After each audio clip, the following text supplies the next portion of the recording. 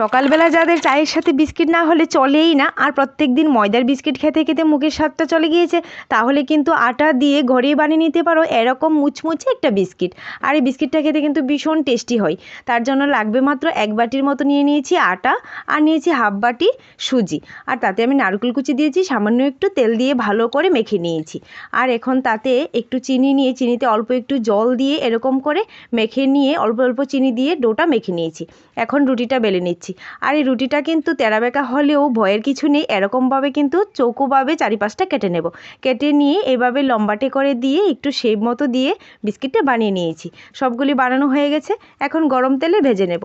তোমরা সাইজ মতো বিস্কিটের শেপটা দিতে পারো, আমি এরকম শেপ দিয়েছি।